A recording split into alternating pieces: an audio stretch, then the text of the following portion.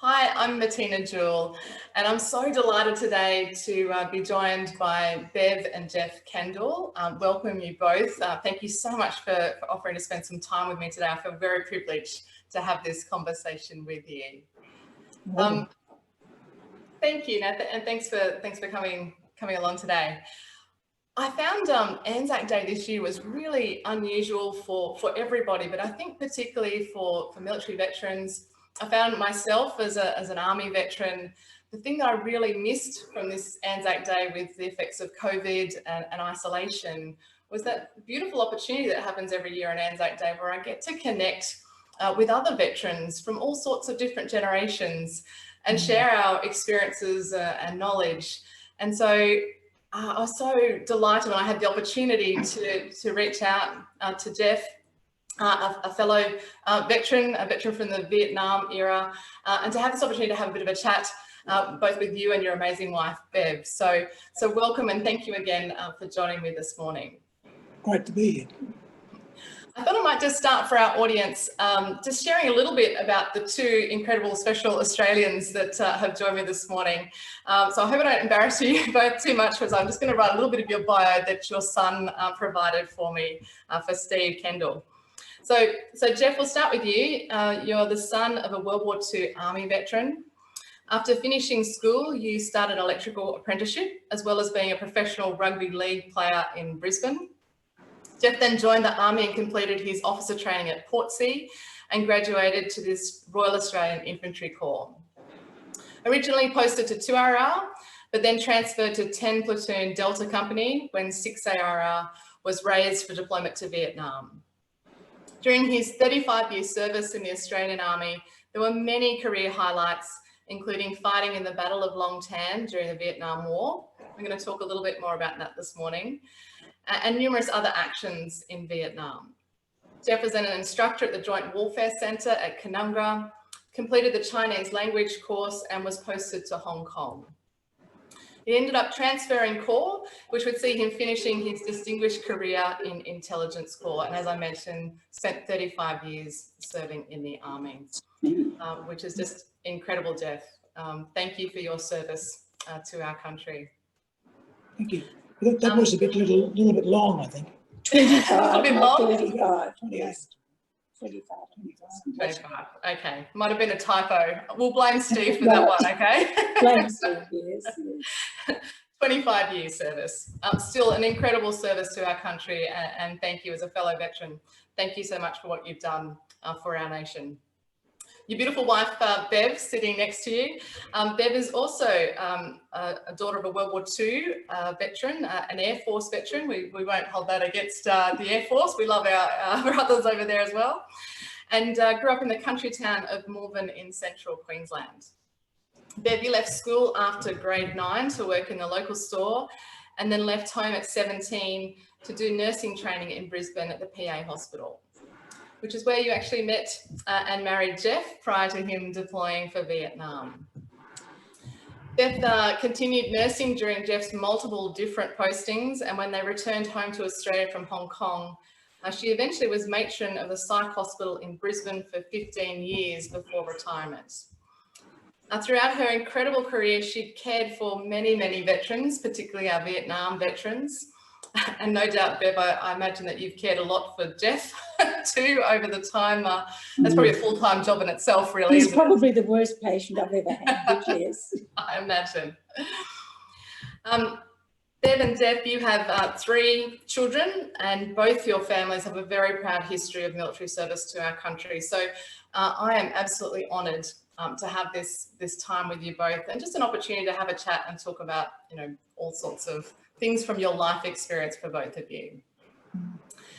So, Jeff, I thought we might start by just talking a little bit about your military career, and particularly about the Battle of Long Tan. I mean, for me, as a cadet, an officer cadet who went through Duntroon, you went through Portsea. Duntroon didn't exist, I think, back then. The Battle of Long Tan has such incredible nostalgia for Australian military, and I'm sure you've probably heard so many of the younger generation coming through and hearing stories of Long Tan. So it's such a great privilege for me to actually be with you to hear from you directly about your experiences in that particular battle where, you know, it's that sort of Australian spirit of being completely outnumbered against the odds, but somehow finding a way to get through. So I'm just wondering if you could maybe paint a picture for the audience about how that day started for you. Well, it actually started the night before when we had the Australian, what do you call it? Base was mortared, or we think, because we didn't think the enemy had light artillery, but it was probably heavy mortars. And they just sort of come out of the sky. There was no one hurt. Everybody jumped up and, you know, and stood to, sort of thing, but nothing further happened then. And then the next day, got one of the companies to set up to go and look whether there was a very large rubber plantation, not being worked, but only about 2.5 kilometres from where we were sitting on the hill. Right. So 2.5 kilometres away from where the rest of the company position. The line where there were two companies, two units side by side, and other supporting things, ambulances and things like that. Quite a big area. Yeah. Like a small town sort of thing. And my company was, I was a lieutenant, platoon commander. So platoon commander of 10 platoon, is that correct? Yeah. Yep. So you're leading the platoon, and you've got 2 other platoons with you? 10, 11, 12, yeah. Yeah. And we were sort of sent out to see if the enemy was there, and if so, to get rid of them, or to report on what we found. It had been said before we even left the camp, what if it's a trap? And everybody was going out there, was fully aware of the fact that maybe they were just saying, come out and we'll have a go at you. We got to the edge of the rubber plantation without any contact. And then we had been travelling 111, because my platoon was first, 11, 12. But because the rubber plantation was very old and it hadn't been worked for a couple of years, and so it was a lot of undergrowth. Not as you'd imagine a rubber plantation where you can see everything, miles away. So the company commander didn't like the idea of going 1, 2, 3 into something where there was a lot of cover. Yeah. Brought the second platoon up beside mine. I went to the left, and it came in on the right, and then we went into the rubber. And we went about maybe 100 metres, and the right-hand platoon, Gordon's platoon, Sharp's platoon, was attacked. Yeah. That was the start of it. Yeah. So maybe for our audience, those who aren't familiar with the military, can you explain how many numbers that you've got that, for the platoon sizes that you've got in that area? So how many Aussies did we have there in that 3 platoons? That day we had 108. Okay. 3 companies, 3 platoons of about 30 each. Yeah. And a company command. Yeah. Group, sort of thing. With you. Okay. So you've been hit from the right. Yeah. So that platoon on the right was then hit. Yes. Yeah. And so you're, sorry, did you say that you're on the left or in the middle? So I was on the left. Yes. Yep. Shortly after, the radios are going crazy. I said, you have to wait for a while to get a message through. I said to the company commander, I wasn't being engaged, and I could go towards the battle. He said, okay, go. So we sort of turned around a little bit and hit the enemy from the side.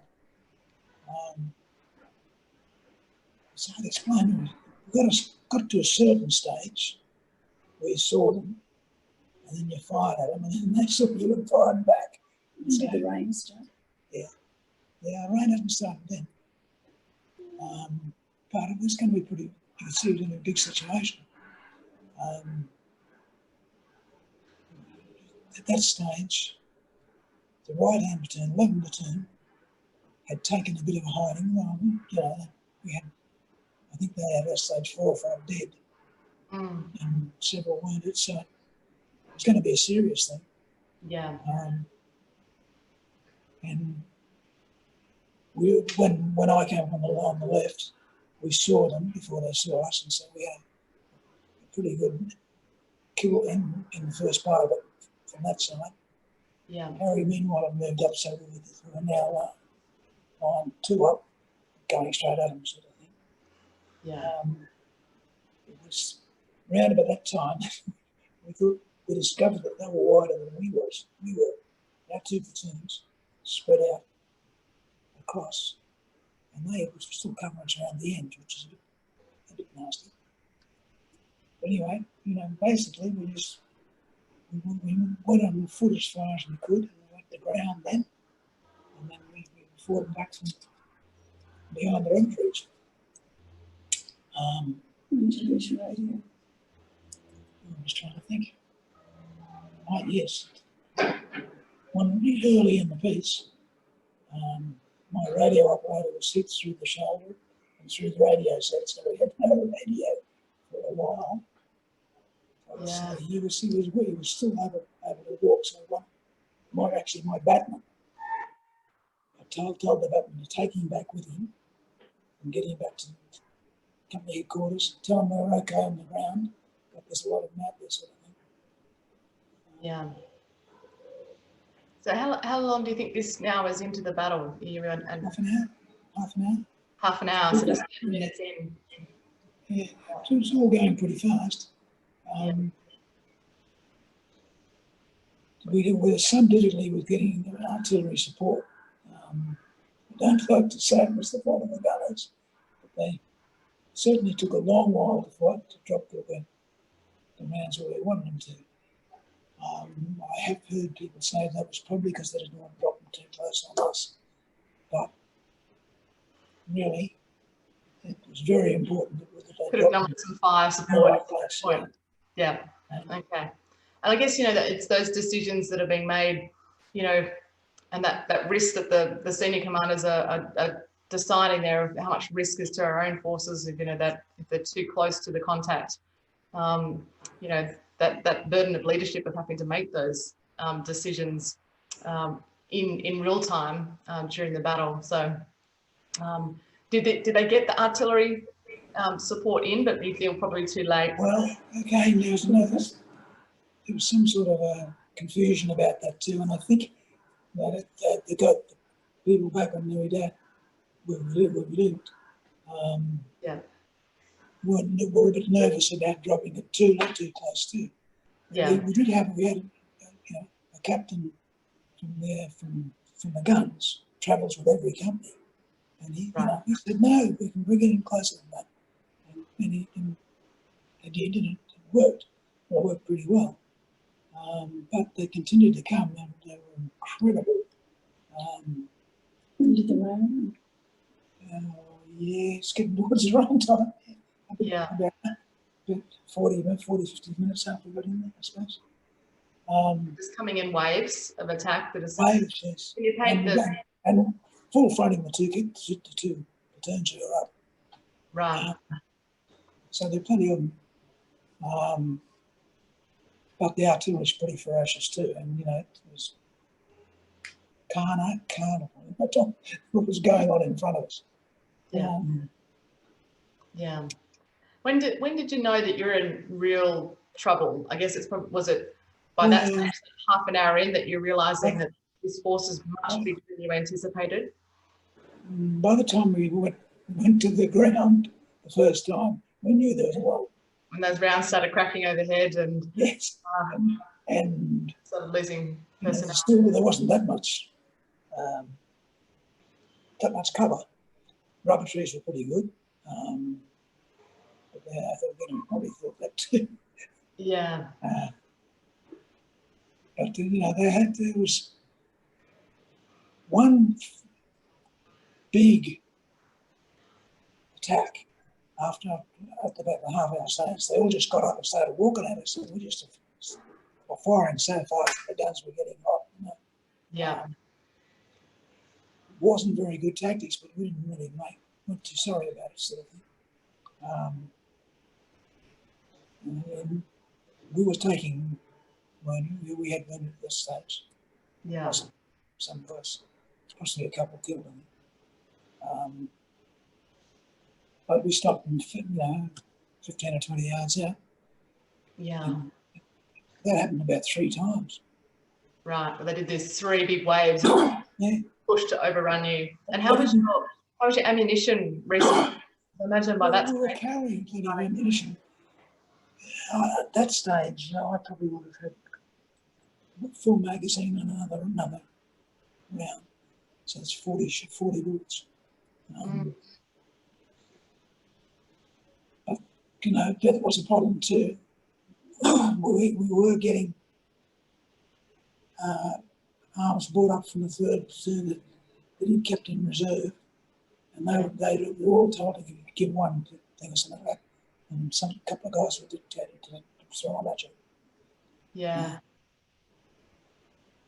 So having to be quite conservative with your. Well, yes. That's not when you're facing. When there's an awful lot of them coming, you got to. That's right. You need to be pretty accurate with your shot. There was a movement in between one of the attacks. They moved to the left. Some people moved to the left, a little bit far away to waste shooting at them. Yeah. But a bit of a nerves needs to be focused 2 ways, Yeah. And the company commander was up with it. He said, both of us to bring our right hand sides in a little bit to make it a bit tougher. And they had one more go, a very, very tough one. We had quite a few guys wounded and killed. And about then, our own artillery started firing. It was pretty well all over. They did try to go through it at least once, and a couple of it very small attacks. But when their artillery was firing, it was just too good for them. And our job was then just to stay there and get the guys who got through the artillery. Yeah. What do you mind if I ask what, as a leader in that environment where you've got your own men, your own team, the other platoons around you, what's your mindset like at that moment that you're kind of pinned down, you're losing personnel, you're low on ammo? And I'm kind of fascinated, I really like asking leaders about how they remain calm in those crisis moments, and particularly military. Well, there's not any point in not being calm. And, you've got to try to appear calm for the soldiers' point of view. Yeah. But it's surprising the Australian soldiers, they've always been cheeky buggers. Yeah. And there's very few cases, I can ever remember seeing anybody who doesn't stay with it. Occasionally you get a guy who's wounded, they'll call back, well, okay, that's fair enough. We want to get him for the medic, Yeah. My guys, I was so proud of it. I wasn't thinking of them, but I was just sort of glad that they were good. Yeah. Yeah. That pride in the team coming together. I lost the radio though. As I said before, I probably going about the half hour stage. And the guy crawled back with the guy who'd been shot when we lost the radio. He still reminds me of it. And the funny part about it, in the movie they made, called Danger Close, the only part where I get a mention is what he runs up, he was not the guy who was wounded. One of the guys back at headquarters got a spare radio and brought it up to me on his own. And he's saying, Mr. Kendall, where are you? It's true, it happened. And he was very brave. Yeah. Because I was going to ask about how, when you've lost your radio operator, how your communication then. Well, I'm mighty glad to see him alive. Yeah, yeah. Because, you know, obviously in that confusion and chaos of the battle at that moment, if you haven't got the comms to communicate with your own team or back to hire to get the support you need, you know, such a critical factor. I didn't know it at the time, but on the right-hand side of the platoon there, Gordon Sharp was the commander. He was one of my best friends. He was already dead at that stage. He was killed early in the piece just by bad luck. You know. And they probably had a bit more hiding than we did. Yeah. But they still hadn't broken or anything like that. We just don't do it. There was a break in the rain. Did I mention the rain? No. The rain, as it does, and well, it used to do that in those days. Anyway, it rains every night just before dusk, and it just goes, it falls out of the sky. That torrential Southeast Asian rain just comes in a sheet like a blanket that falls over you. Yeah. And did that affect the battle, that rain coming in? Yeah, well, I think it probably did in the long term, because we had a sort of an attack after that, but I think they thought this is too stupid too. Yeah. This is, you know, maybe 2 hours. The battle went, they reckon, for 2.5 hours, or I think 3.5 hours. Where is the bugles? Oh, the bugles blowing all the time, you know, right from the start. Nothing that we could recognise, just blah, blah, blah. Yeah. So you could hear them. Obviously orders, go forward or come back or something. Yeah. So how long did the battle end up going for? How long were you stuck down in that banana plantation? Well, it went for about 3.5 hours, the whole thing, but that's I'm probably saying the last hour was nowhere near as bad as the first part. Yeah. When the artillery started firing, get up with it, you know. Yeah. And retire and moved off mostly. And when we were able to move from the position, well, yeah, the sounds, I'm finding the sounds a little bit difficult to hear you, Jeff. So I'm trying to, we'll just keep going, and hopefully the recording's coming through a bit stronger than what I'm actually receiving your sound. But when were you able to move from the position? When did you know it was safe to actually move out of the rubber plantation? About just before dark. You know. Okay, just before dark. You're right. Yeah. We moved back, not out of the rubber plantation, moved back to the edge of the rubber plantation, back towards where, yeah. You know, where we lived, sort of thing. Yeah. And stayed there for the night. Yeah, went back in the morning. We had not actually tanks, they're mobile guns, APCs. APCs, yeah. Armoured personnel. They come out and they went through, and there were a lot of them still there, but they were dead. And there were one perfectly guy with no scratches on him, and perfectly, that was just standing there, sort of saying, "Here I am, I give up." Back on, and you know, we continued right through to the end, to the other side of the rubber plantation, and amazingly, they left 247 bodies. Wow. 47 were 247. 247 enemy. And what are the numbers that they think that you actually fought against? So what were the numbers of, I think, you know, the ratio from what we had in that battle and how much you were outnumbered? Do you know what they fought? I think we were a company and they were a battalion, I would think, you know, so there's 4 companies. If it was us, why they did that, was different. But it was certainly a huge amount of people. Yeah. Yeah. Yeah. Were you aware at the time, you knew you had these waves coming, but were you thinking that it's a sort of battalion-sized force that just a small company is taking on in that environment during the battle? Yeah, well, I was mostly doing other things. Yeah, you're focused on But right the decisions. company commander sent back A, that they were regular soldiers, Yeah. and B, that there were an awful lot of them sort of thing, but way back early sort of thing. Yeah. So we weren't ever some on ground reinforcements. So some, I don't know what happened. We don't know the truth of it. It's some one group was sent about halfway and stopped. I told them that we wouldn't to stop. Yeah. Maybe they gave us away, I don't know. Yeah.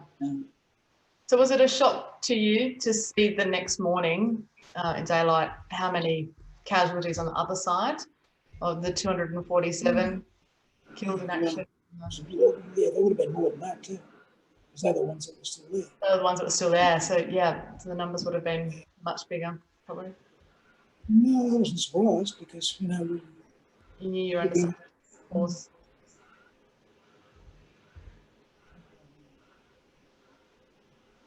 what else? You know, the next day was very interesting. Yeah. Most of that afternoon, we buried him. Yeah. You know, Yeah. How did you bring your team back together after that? After such a significant battle? I think it's better for him. You know, I wouldn't suggest it as a way of training soldiers, but when they do get it, it makes them better soldiers. Yeah. Yeah. You know. Yeah.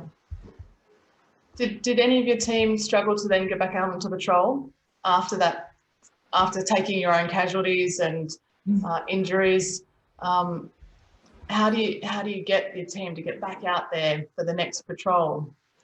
Did you just tell them they were such a great team and they're doing it for each other? Yeah, well, I would say that, yes. People might say that's cold or something, but that's the Australian soldier, you know. Yeah. They don't do it. They go forward. Yep. You keep on. I thought I might just bring Bev in at this moment. So Bev, Jeff's just been through this intense battle. You're back in Australia at that stage, is that correct? Yes, I was in South Australia with Jeff's parents. Okay, so you've moved in with Jeff's family while he's deployed to Vietnam? Yes, well, I was expecting our first baby and I had a few complications, and my family live in the middle of nowhere with no doctors and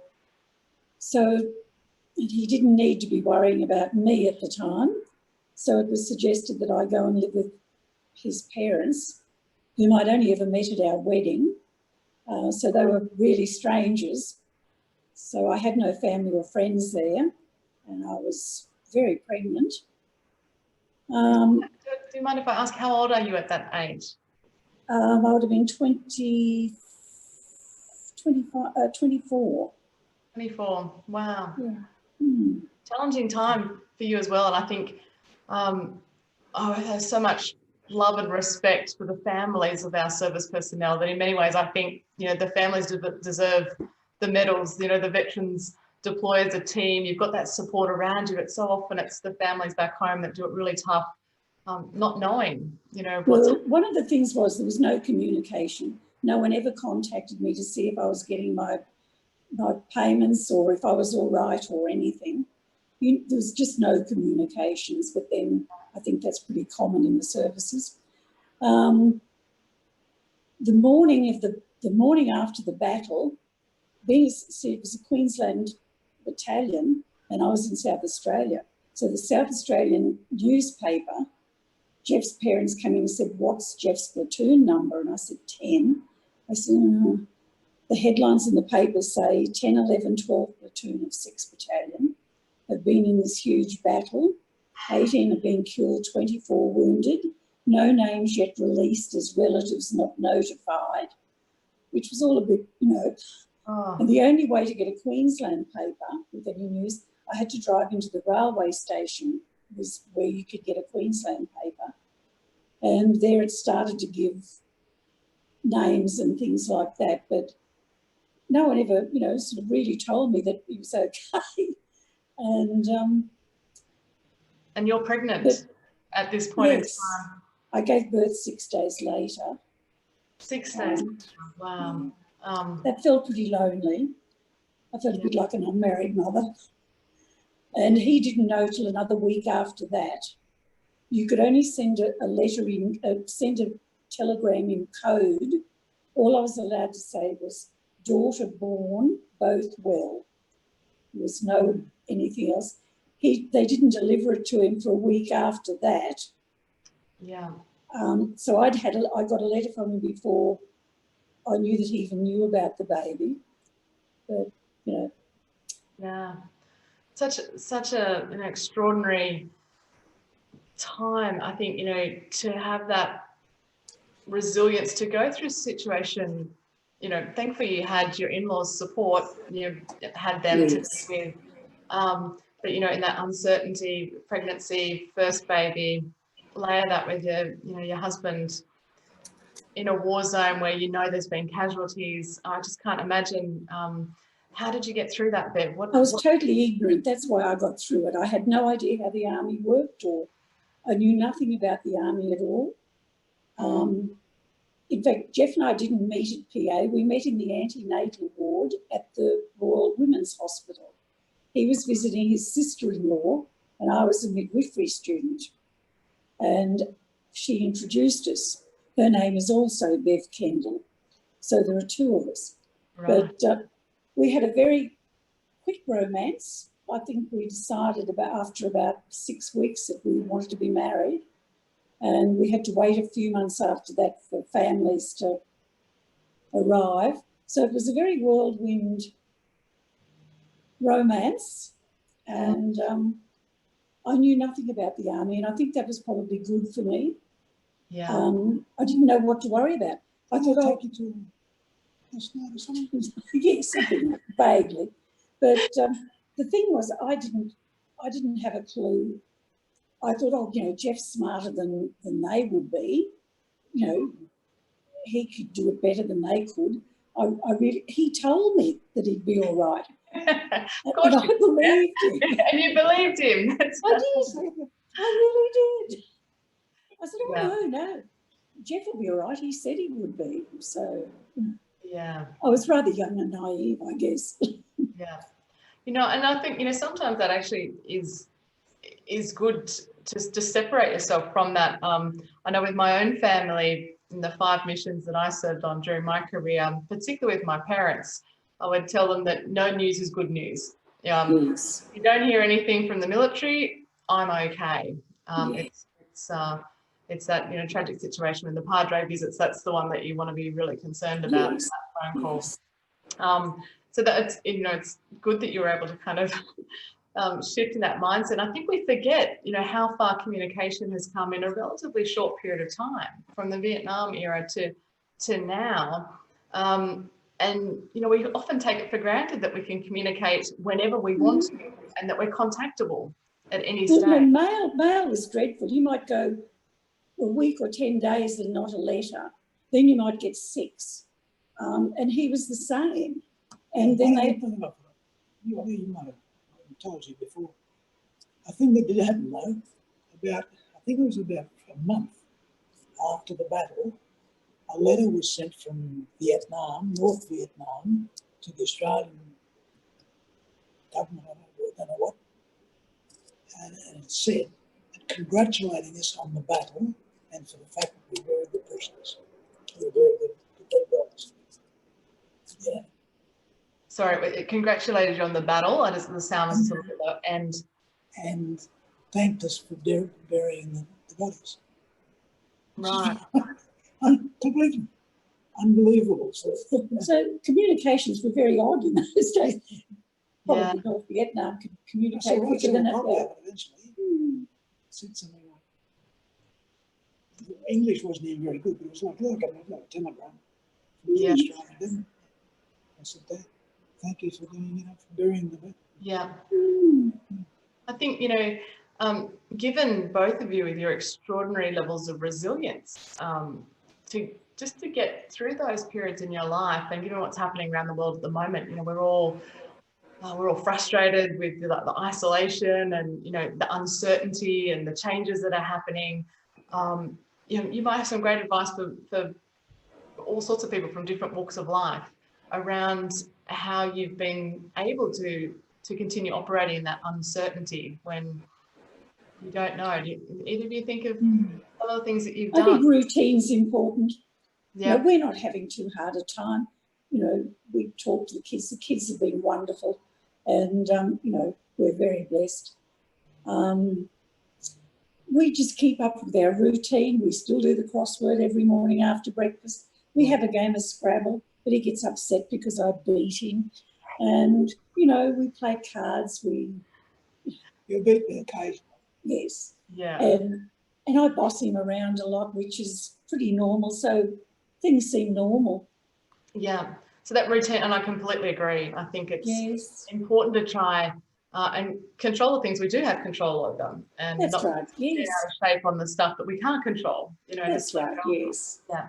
And so I guess some of that perspective of that's out of our control. Let's work on what we can and be positive That's right. about. There's no good, you know, getting upset about it. It's not going to change it. Yeah. Yeah. Bev, with all of your work, and I understand that you've done a lot with sort of the mental health space, in particular with our veterans. Yes, well, most of my nursing sort of had to work around family and the army, which wasn't easy. You know, you just get a job and the army moves you on, and then it's a job where Jeff's going to be away, so I can't do shift work. And so it's been a funny career. I sort of did agency work early on so that I could be flexible. Then when we went to Point Cook to the language school, they were so desperately short of nurses, they'd heard that I was an RN, came down and said, look, we'll take any shifts you can give us. The first night I worked there, I ended up in theatre. So, you know, you never knew what was happening. Then when we went to Hong Kong, I used to relieve some of the Chinese nurses who worked in the top hotels. You had to have an RN. They weren't allowed to go on leave unless they had an English-speaking RN to relieve them. So I relieved there, which was interesting. Then I ran a play school for preschoolers because I had two preschoolers. Our eldest daughter went to a Chinese convent and at 4 and learned to speak Chinese in no time. And the other two were at home. They had no company, no socialisation. So I put an ad out wanting a couple of kids. We ended up with about 30, I think, of about 10 different nationalities. And the head of the Japanese bank approached me and said, would I please take all of their children? They like them to go in a block. I said, no, I'm just looking at, you know, half a dozen. He said, we'll finance it, we'll do anything for it. So I ran a nursery school while I was there. That was interesting. Yeah. Then we came back and I worked at the ANU in the, you know, the baby section there. Then when we came back to Brisbane, I decided Jeff came home one day. He was working at Victoria Barracks at the time. I said, well, just been told my career isn't going any further. So if you now want to I'll back that so that you can. So I went back to studying and. That was a major at that stage. Yes. Yeah. And so I went back to study and work and ended up quite by accident actually in psych. And it was very interesting. I was there for 15 years. I had the charge nurse and relieving director of nursing job there. And we had a lot of veterans there. Yeah. But I guess my biggest advice there is that if we treated people the way they should be treated in the first place, it would save us a lot of time, a lot of money, and a lot of heartache. But when things go on and on and on, it's just really hard to see the number of marriage breakups, family breakups, people whose health just will never be the same again. What stage did I get the hardware store? That was after that one, after you left the army. Yeah, it was after I left the army. I had a hardware store for 7 years. Down just near the, what's that school? Brisbane Boys College. Boys College. Yes, when he got out of the army, he didn't know what to do with himself, so he bought a hardware store. And I continued nursing because the kids at that stage were, much older, and so we've had a bit of a varied life, I guess you could say. I think you're very high on flexibility, Bev. It's necessary. Adapt to all the changes and the things that have been thrown at you with just, perfection and pizzazz. So I think we could all learn a lot from you in that, being able to maneuver into different fields and making the most of every situation you've been faced with. You don't have much choice, really.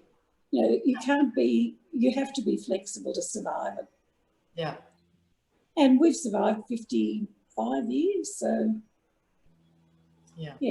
Congratulations. Yes, and you don't get a medal for it. And no, he doesn't get a medal for it. No. No, I think it's Bev that gets the medal, Jeff. I have to say. Good. I think the humour in your relationship, as we sort of touched on before, Jeff, about humour on the battlefield, like in those crisis moments, it's that black humour that often kind of breaks the tension. And I think humour is such a valuable thing that we need to have every day to kind of help us, particularly when we're in difficult, challenging times. So you guys have also got that in spades as well. Is there anything, Bev, that you would offer? I think from that mental health perspective and that knowledge, particularly for our veterans, advice on, I think part of, and I've had the privilege of being an advisor to our Prime Minister on defence and veteran issues in the Prime Minister Advisory Council. I've sat on the National Mental Health Board. I'm still an advisor with the Suicide Prevention Commission, because that suicide aspect in our veterans of all generations is higher than the rest of the general public.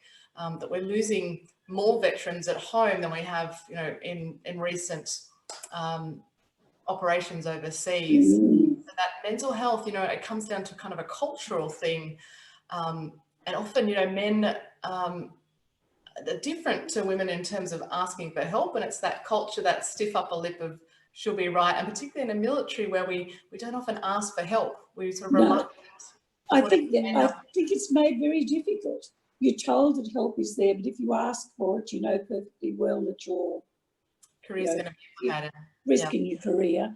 Yeah, I think that people who go into the army and don't ever go into a combat situation or even a serious operation of some sort, that they eventually get, a bit strange with it. Yeah, I don't know. I just think the red tape is totally, I can understand them, and they say it's not worth it. Just forget about it. It's not worth it. And I do hope that, the Prime Minister and these other people are listening to you, Maddie, because they haven't been listening to people for a long time. Yeah. I remember talking about my concern for people going to Afghanistan and all of that.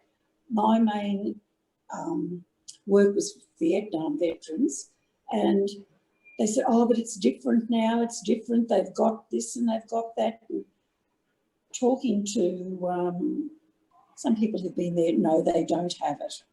And the red tape, because I think it's civilians running something, and people don't understand the military if they've had nothing to do with it.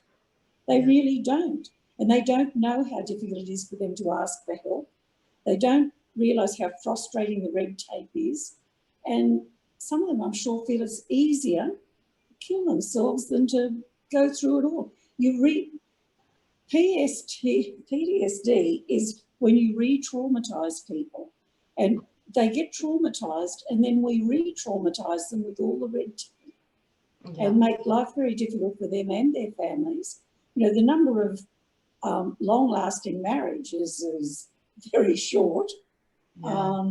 Very few, unfortunately, in this career. It's Yes, yeah. and it's you know, it's not an easy life for the person in the military or their family. There are a lot of sacrifices the entire family makes in order That's to right. serve our country. And for a lot of people, I think, oh, look, I can't. It's easy to just call it quits and cut my losses. And I just think that's very sad.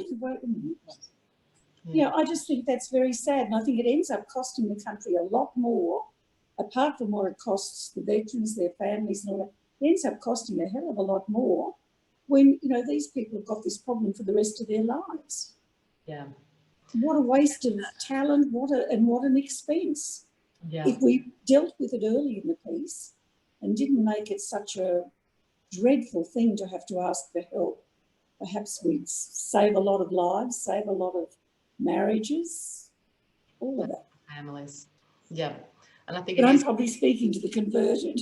Well, exactly. I mean, you know, I think it's about shifting that culture where we can get help early without it costing the career, where we can actually treat it like any other injury, where we can get treatment.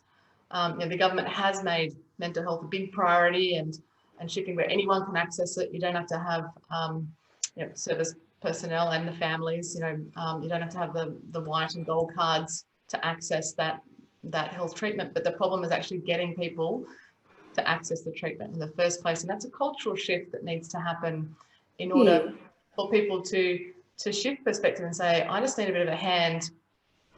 Yeah, it is a big trust issue. You know, placing a lot of trust in someone to let them into all of that. Absolutely.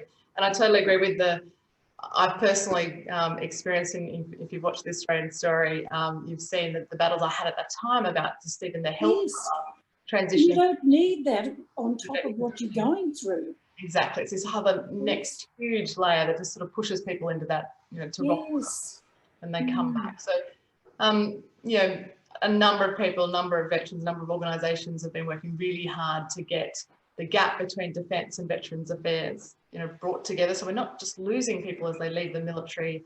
It's easy to try and get those entitlements, but you know, it's still a challenge. I was eventually awarded the Veterans Gold Card, the health cover, which took a long time to get. But even once I had that card, I then apparently was the first woman to have a baby as a veteran with a gold card. And so that caused all sorts of chaos in the system. I bet. Because they were like, well, a veteran's never asked to have a baby before. No.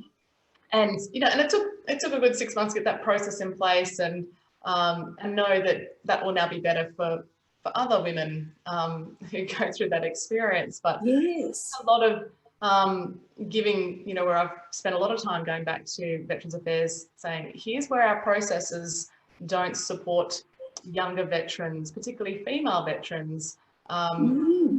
We've kind of, the organisation DVA hasn't kept up with change and looking after all the different generations and how they need to be serviced slightly different from each group. So there is change, but often change takes a long time and persistence. But if we had ex-veterans involved in that instead of just civilians who don't understand and sometimes don't want to understand, I think it would be because how did you not in the army to get somebody who was to take orders from you? Yeah, absolutely. To understand. Even if you've been in the army, yes, you still want to if someone who wants to move on to something after the army, you know, to involve them in things like this, I think would be, you know, I'm sure there are people who want to do that. And there is actually, there's been, really over the last sort of 5 or 10 years, there's been more and more ex-defence going into DVA at quite senior levels. So you are seeing some of those key personnel that are bringing that knowledge and experience into that. And I think that will really help speed up some of those process changes. It's been a long time coming. Yeah. There's some really good operators, ex-defence, that are now in DVA that that's great. I'm hoping will be really significant changes and to help the veterans that you know deserve. And I think most of the public would support and think that we are doing our best. Exactly. Yes. Surprised when they find out that sometimes it is more difficult than they imagine for veterans to get that support that they're actually entitled to. Anyway, hopefully positive changes continuing in that space with BVA. I've got a good soldier story for you. Hit me, Jeff. What do you got for me? When I first came to Brisbane as a second lieutenant, I lived in my family from Brisbane. I was at Noble, and the officers, particularly the junior ones, lived in a very rough, long built huts here. But it was all one big hut. We all slept in there, one after the other. And that week after I got there, I woke up one morning and I was looking at the ceiling. And I saw pop, pop, pop, pop, pop. These little patches, hole patches across the roof. So immediately I found one of the blokes who'd been there a bit longer, and I said, "You've seen that?" He said, "Oh, that was old so-and-so." I said, "What happened?" He said, "He put an iron gun, a little short iron gun, in his mouth and blew his head all over through the ceiling." I said, "Why?" He said, "Oh, he had girlfriend trouble. He had about 4 of them." He said, "No, I was sort of astounded at this." I said, "Well, what happened then?" He said, "Oh, I was quite amused at the thing." I said, "Oh, just right." He said his batman came down to make the room. And the first thing he saw was the bloke's body, It's a bit of a shock. So he called somebody and eventually got the body out. And one of the other officers in the same building came back from overnight. And so we looked to the door as we went past, and he's the batman sitting there very down. And he sort of looked in, and of course there's stains from the shooting on the floor. He says, "What's that bloody mess on the floor?" "Private so-and-so, get your keys and get it." He said, "Oh, sir, that's Mr. So-and-so." Yes. Soldiers regard that as a funny story, but That's right. I can't. You'll probably got a little bit shocked. Yeah. You're a weird mob. Yes. That's right. And, again, you kind of, to cut through the shock of those types of things that, are so out of the ordinary, we often use humour in those environments to cut us, to allow us to kind of cope with those obscene situations. I had a situation in the Lebanon War where I was on the rooftop of our observation deck. It was a very poorly designed UN base, a little tiny base on the size of a tennis court. And the observation deck had no overhead cover at all. There was no roof. So there's nothing to protect us from the sun. And, the Middle East during summer, it gets very hot. So when the war started, it was the middle of summer in Lebanon. So it was sort of around 40, 45 degrees, body armor on, standing on the deck just to observe what was happening, just from the sun itself was, was difficult. But because we were on the receiving end of everything that Israel was firing at us, we literally had shrapnel and so many missiles coming into the base. And the only way to get from the observation deck down to the bunker, which was 2 stories below, was actually by this exposed spiral staircase that was facing Israel, where all the weaponry was coming from. So you had to completely expose yourself to get down into the bunker. But this particular morning, my Canadian teammate, Wolf, and he was a Special Forces Canadian officer, we were up on this rooftop together, and I'd actually just brought him a hot cup of tea. And when the war started, most of us were about to rotate off the base. So I was supposed to come off the very next morning. So I was out of clean uniforms from the moment the war started. Like it was, so we're sort of all recycling our, dirty uniforms each day. But Wolf had actually just put on a fresh set of camouflage uniform that morning. I handed this hot cup of coffee, and just as 2 Cobra attack helicopters popped up over the ridgeline and fired Hellfire missiles, which actually crisscrossed in front of our base. So we were missed from the missiles, but that instinctive response, we both dive for cover behind the parapet of the observation deck. And when we've got up, Wolf's got this hot cup of tea all down the front of him, completely stained in his new uniform. But we're still sort of in that shock of like, is something else coming? You're in that adrenaline state. And just to cut through, Wolf's gone, damn Air Force weenies. And so, you know, instead we're in these sort of fits of laughter for the next few minutes, which, you know, and I use that as like, it's such a, humour is so important for all of us to kind of hang on to in those moments, and particularly to cut through in crisis, to help you get back into your frontal cortex of your brain rather than sort of remaining in that sort of reptilian brain of shock, fight and flight response. It, you know, kind of gets us back. But you're right, we find ourselves in these just completely crazy situations to most people's lives. And for me now as a mum, I've got 2 little girls. It's almost like I have two lives, 2 life experiences, the military life, and then transitioning now to, you know, a civilian life with other challenges. How's it going, Maddie? How's it going? It's good. I mean, I'm so blessed to be a mum. I was told that I wouldn't be able to have children with my... I was wondering about that with your back. Yeah, so No, don't go you, Ma. No, she doesn't. You might not go you, Ma. sorry, Speak I, to French. You No. might not go you. No, she speaks Arabic. Arabic and Indonesian. But Right, Arabic right. shui sort of slowly. Yeah, with the spinal injuries, so there were 5 fractured and crushed vertebrae. So I spent about a year in a spinal brace after the war, and I had some internal injuries as well, particularly the diaphragm. There's a piece of scar tissue that goes through the diaphragm where it tore a little bit in that accident when I hit the windscreen of the armoured vehicle, that bulletproof windscreen. I came off second best.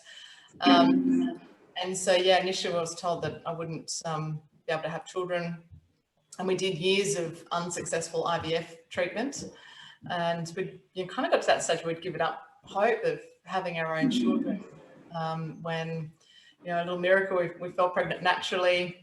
My eldest daughter, Sierra, who's 7, almost 8, as she'll tell you. So, oh, speak of the devil, come on. On cue. This is my Sierra. Oh, right, lovely. Hello. Hello. This is Bev, and this is Jeff. Hi. And what's your sister's name? Hiya. Kaya. Kaya. Right. And how old's she? She's 5. Right. Yeah. Do you Well, know that's lovely for my you. birthday? Hello. It's nearly my birthday, did you know? No. 23rd of May. Right. 23rd of May. And Sarah, you could tell these guys the importance of your name. What is it based on? Yeah, so Mummy's patrol base in Lebanon that was bombed during the war and my team were killed. What was the name of Mummy's team? Kiam. Kiam was the base, but my team was called Team Sierra. Right. She's named after the team, and Yeah. we often call her Cyclone Sierra, so she'll need 4 guardian angels. Right. I was always climbing. One time we were in the living room watching TV, reading a magazine. Dad was cleaning the pool. She saw Kiam climbing. Kiam's our cat, named after the base. Yeah. You're getting the full family experience now. Kiam was jumped up and was climbing Yeah. on our pool wall up to that roof. Yeah, it was a big sort of Yeah. 6 foot and high then- rendered fence. And then it was a pool wall. Then she saw me jump climbing, following him, like up on the wall. So they had to put Yeah, we had to build things because Sierra, she was only 2.5 at the time, and yeah, could just climb sheer walls. In fact, we had to take, she's been climbing from a youngster, we had to take the cot sides off the cot at 10 months of age because she was able to get herself out of the cot in a sleeping bag. I wonder about any of that rope. Fast roping. I'd and like all to of that. blame my husband's, marketing Yes. skills, Bev. I keep saying, well, look at your child. And he's like, I think it's more you. You're the Navy diver, No. fast roping. We've got pictures of you I think climbing. you did after your mum, Mum. And Sierra's extremely brave. She had her tonsils and adenoids taken out and a grommet inserted only last week. So Yeah, She's, so my throat and head is really hurting. yeah. And did they give you lots of ice cream? Well, I did have lots of icy poles because they were the ones that were That helped helping. them. Yeah. Because those cold things stop the bleeding, don't they? They do. Yes. So we're trying to have much cold things as possible. We're finding watermelon, like nice cold, really Yes. watermelon. Mm. And Yes. frozen berries and all those things. Yeah, you had a cup of frozen berries yesterday, didn't you? Yeah, I didn't eat the whole cup though because they were too cold. They were Too hurting my cold. teeth. Too cold. Where's your sister? I do not know. Do you want to go and see? Kai might want to come up and say hello too, since you've had a chance. Okay. Now, are you homeschooling or? Yes. Yeah. Sierra will now start running the show here.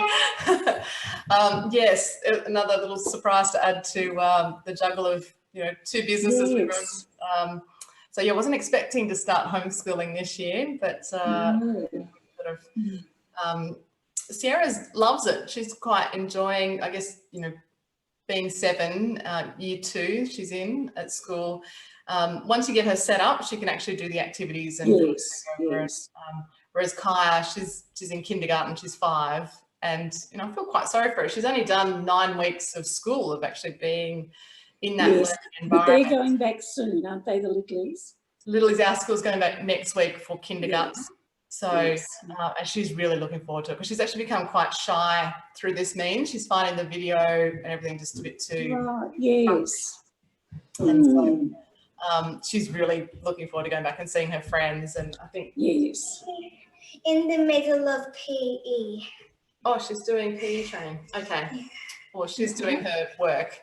Are you in the middle of Right. working too? No. No? You've already finished, have you? You've zipped through. No, you're on a sick day with our tonsils. Right. Right. Just don't tell anyone you've done an interview in the middle of your without being caught out.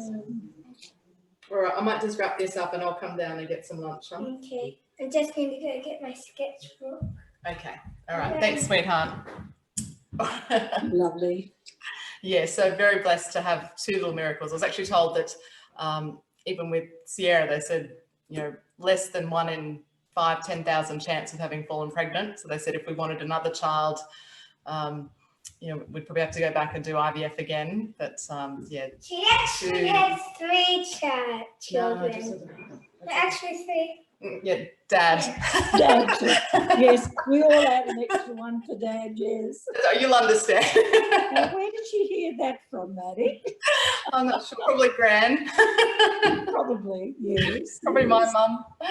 But my mum used to say that all the time. But anyway, look, it's been an absolute pleasure chatting with you both this morning, and thank you so much for your time and your experience. I think so many people could learn a lot about resilience, flexibility, using humour, and just having that grit and determination just to keep going from both of you, from your extraordinary lives. So thank you. Thank you. It's been lovely to meet you, Maddie. And maybe, as you say, we might meet you in Rio. In person. I hope when that we get back to, Where? in Rio. I thought you said Rio. we're off to Rio. What a great Why not? Okay, Maddie. Well, thanks very much for that. Now you take care, won't you? I will. You guys have a lovely day.